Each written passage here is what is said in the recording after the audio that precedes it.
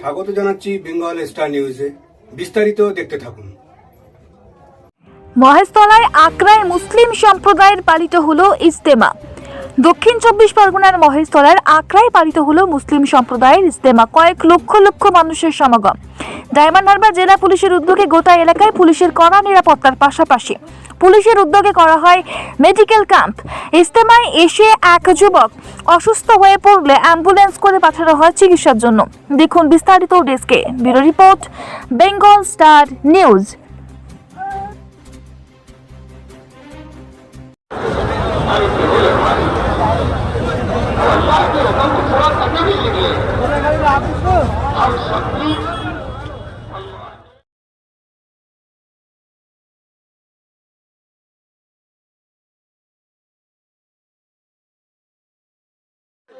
লাইনে যান, আমাদের এখানে সিন্ডির ব্যবস্থা করা আছে, আপনারা ধীরে সুস্থে নিন। এখানে সিন্ডির ব্যবস্থা করা আছে সিনিয়র মাদ্রাসার উপরে, হাই মাদ্রাসার উপরে, বিভিন্ন জায়গায় এখানে জায়গা রয়েছে। আপনারা রাস্তায় বসছেন কেন?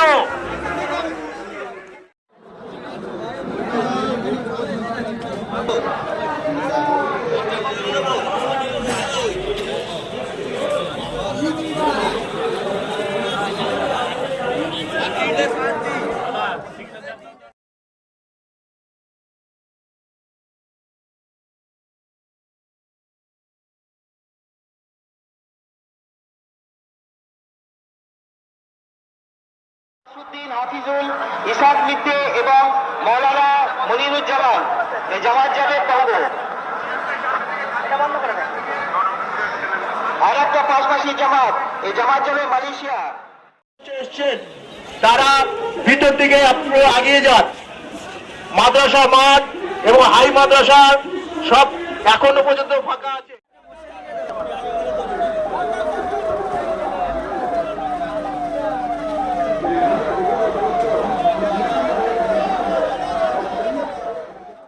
মার্কেটটা হচ্ছে নতুন ছাদে চলে আসুন।